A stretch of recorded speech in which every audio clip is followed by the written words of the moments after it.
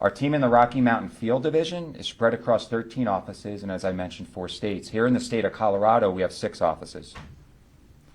As I mentioned, the core purpose of today is to share with all of you the results of DEA's efforts in the region last year, while also continuing to raise awareness on the threat which fentanyl continues to pose to our communities. Fentanyl remains the deadliest drug threat facing our nation, and is now the leading cause of death for Americans between the ages of 18 and 45. From a national perspective, I'm now going to give you the calendar year 2023 numbers. DEA seized nationally last year more than 77 million fentanyl pills and nearly 12,000 pounds of fentanyl powder. This is the most fentanyl seized by DEA in a single year and amounts to more than 386 million deadly doses of fentanyl from reaching consumers. It should be noted the fentanyl we see today is deadlier than ever. In 2023, DEA's laboratory testing showed that 7 out of 10 pills contains a potential lethal dose. If you look back just 2 prior years, it was 4 out of 10 pills. 2022, it was 6 out of 10 pills. And it's a reminder that it's only 2 milligrams of fentanyl which is considered a potential lethal dose, or the amount which can fit on the tip of a pencil.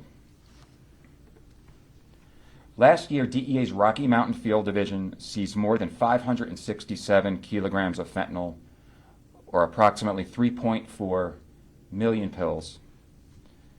It's important to note the comparison when you look back over the prior 2 years. In 2021, we seized approximately just over 500,000 pills with 565,000, and in 2022 is 1.9 million. So you can see the drastic increase of up to 3.4 million pills last year. Specifically here in the state of Colorado, last year DEA, in collaboration with our law enforcement partners, seized 425 kilograms of fentanyl, or the equivalent of 2.6 million fentanyl pills. The seizures span the entire geography of the state of Colorado, from the western slopes, where we have our offices in Grand Junction and Montrose, to southern Colorado, which is covered by our office in Colorado Springs, and here in our division office, which covers the Denver metro area. The 2 principal corridors or arteries for drug trafficking networks in our region continue to be the I-25 corridor coming up from the south and the I-70 corridor coming in from the west, with cartels trafficking fentanyl and other illicit drugs, namely methamphetamine, cocaine, and heroin from across the southwest border. The significant increase in fentanyl seizures across the region certainly demonstrates the outstanding investigative work that our agents are doing. But this is not cause for celebration. This is not the reason we are here today. Those numbers paint a picture of the sobering reality of the extent to which the cartels continue to flood our communities with this poison. As we begin the new year, DEA is committed to staying laser focused on the 2 cartels which are most responsible for trafficking this poison into the United States, namely the Sinaloa cartel and the Jalisco cartel.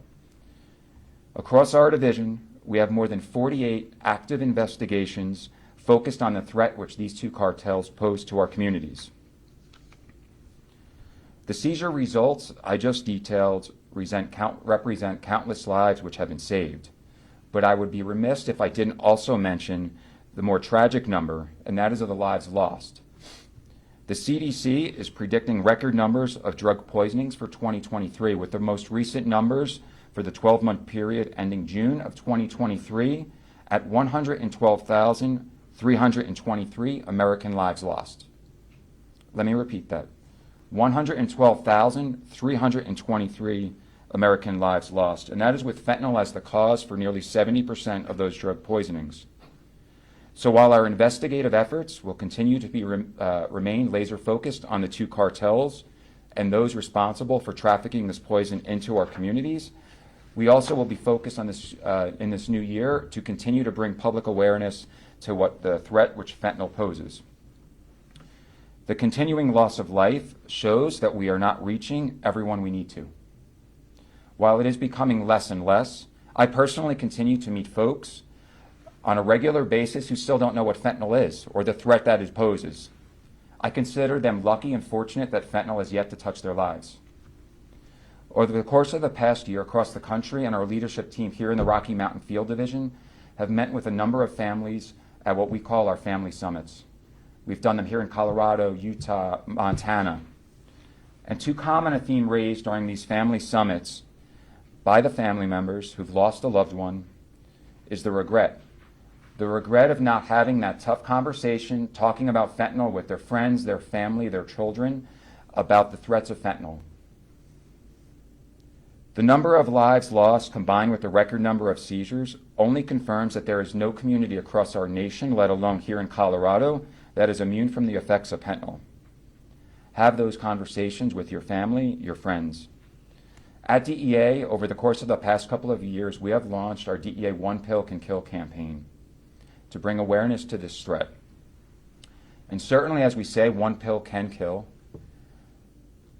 It's even also just as important to note that one conversation can save. Have those tough conversations. In order to begin turning the tide on fentanyl and the effects it's having, it is going to take a partnership.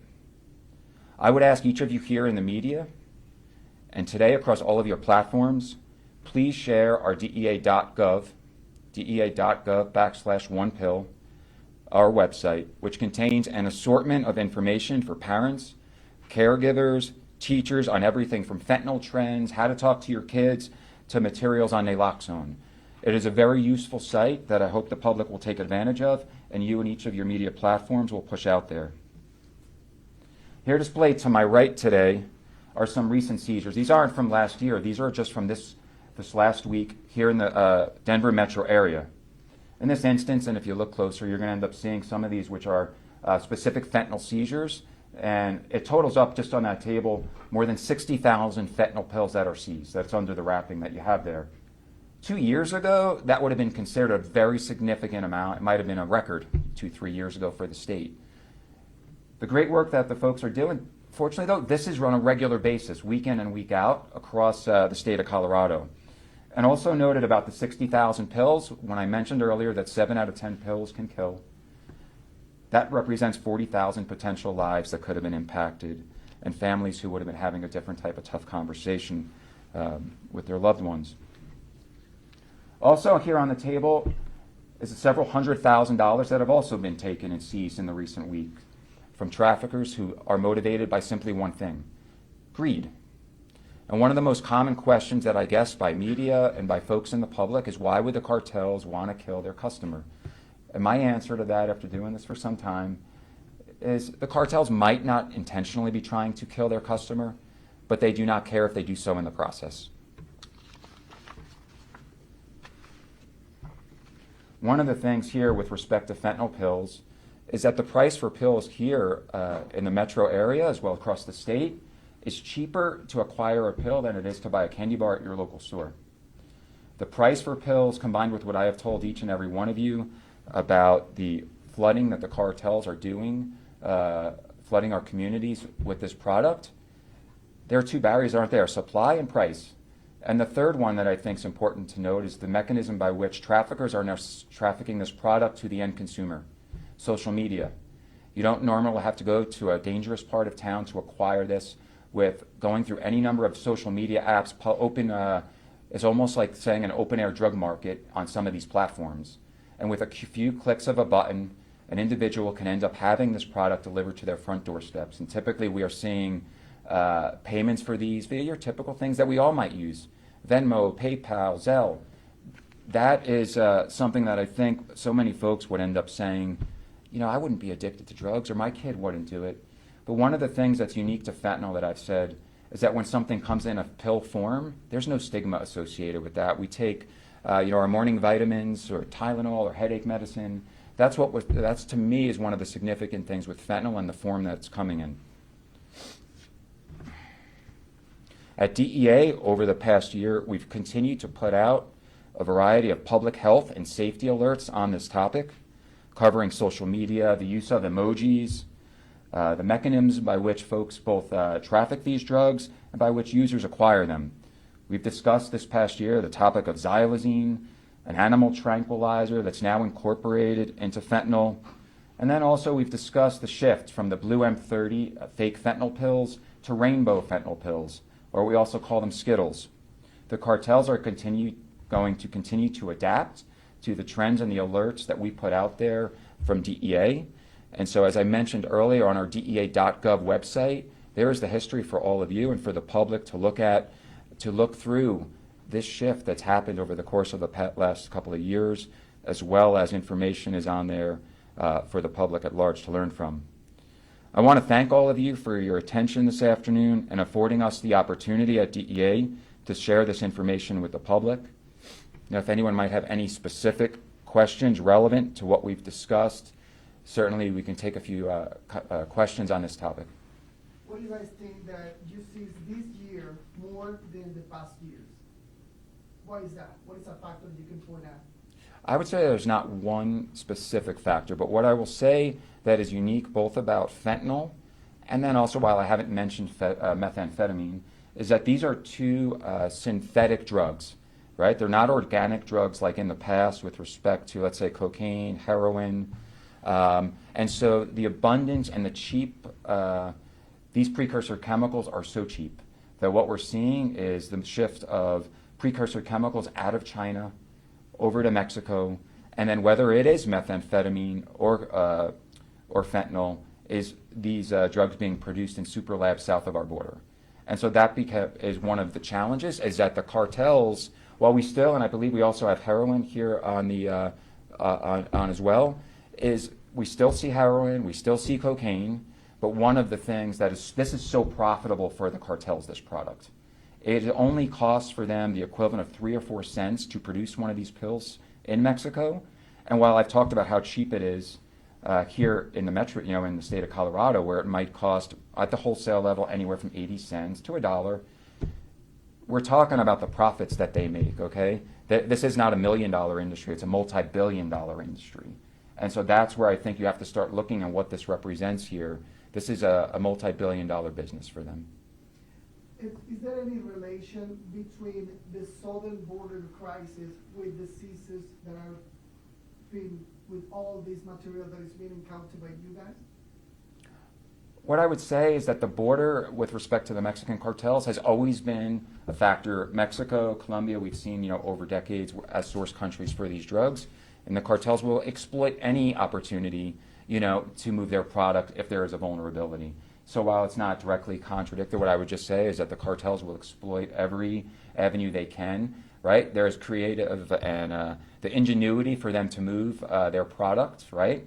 Illicit drugs into our country. We've seen so many different things. I know you guys have covered stories over the years of the methods by which they will use to get drugs into our country. So while it's a factor, it's not the only factor. Closing the border could be a solution?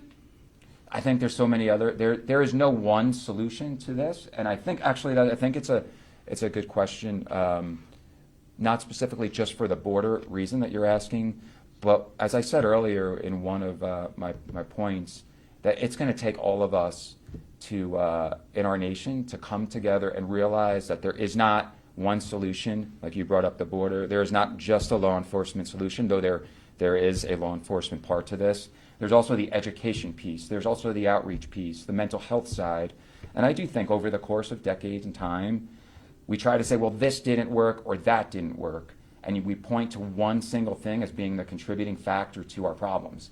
And I think that we're not going to start turning the tide on this until we all realize that there's the mental health side, the education side, and then certainly in the great work that we do at DEA, there's the law enforcement piece to this.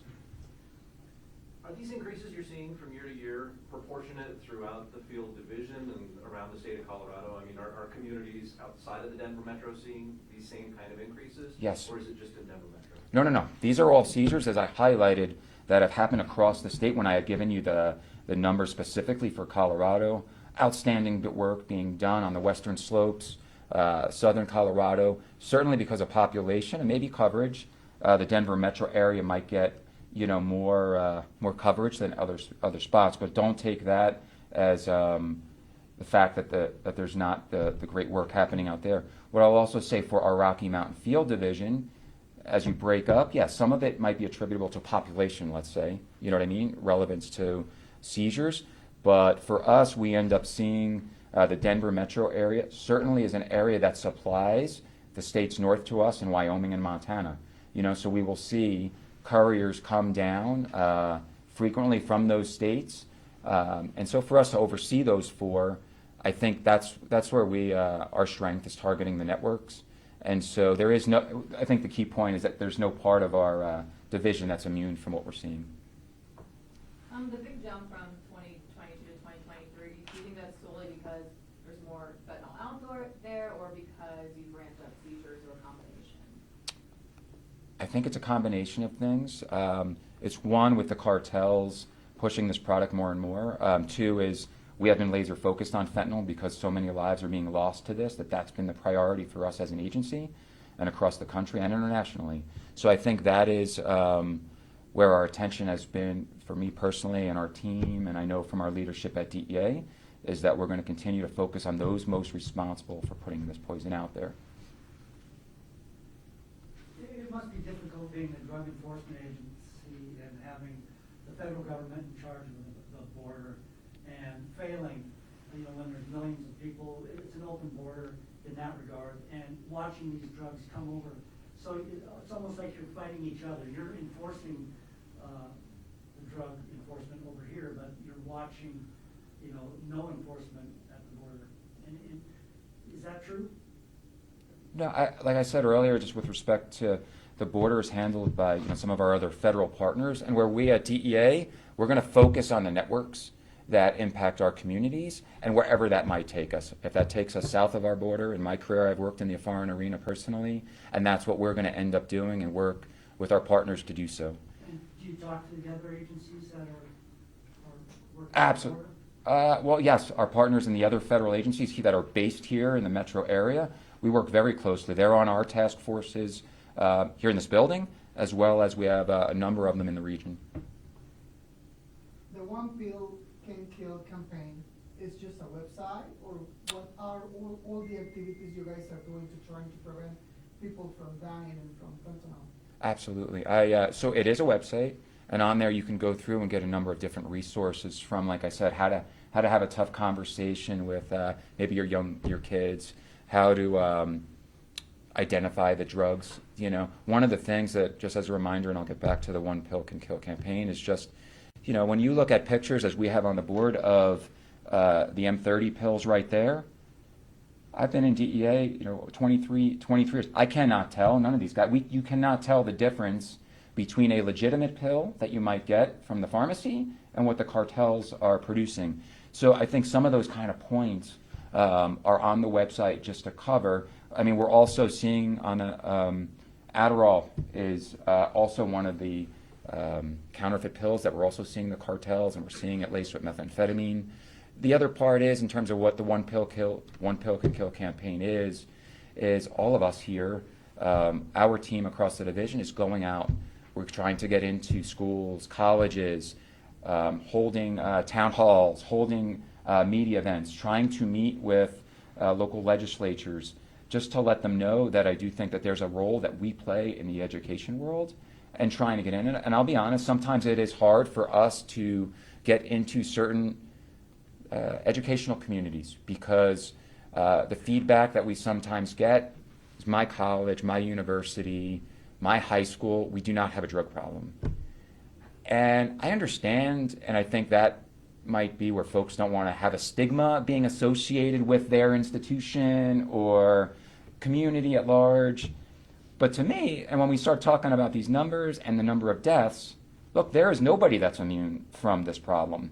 And so that's where part of the stuff of just trying to do the outreach, the One Pill Can Kill campaign. We do our Red Ribbon events every October across the state, outstanding partnership with the Colorado National Guard. We reach thousands, I'm talking tens of thousands of kids this past year across the region. And so that's why I would say check it out. Please, like I said, share that DEA.gov webpage, and I think you'll find a lot of valuable resources. We'll do one or two more questions, and then we'll wrap it up. Can you share how it's getting to Colorado? Are there some Absolutely. primary routes, or is that going to compromise? No. Listen, one of the things for this region is, if you live here, you're all familiar. The I-25 corridor that comes from the south and the I-70 from out west. So this region, and it's specifically Colorado, or you can go to our other 3 states, we are supplied primarily from across the southwest border. Okay? And the primary is just like it was for decades, is passenger cars, vans, tractor trailers. the biggest thing that changed to get the national attention of where we are is the cartels did what? They added the most deadliest product ever to their product, their product line, right? And so that's why we're all here. And for them, it was just adding one more thing to it. And again, they will continue to adapt. They're going to use the same traditional routes. We have outstanding partnerships here in the state with the Colorado State Patrol, where we focus on those routes and put efforts into for interdiction efforts. But that's the most common, sir, of how they're moving the product here. One more? Good.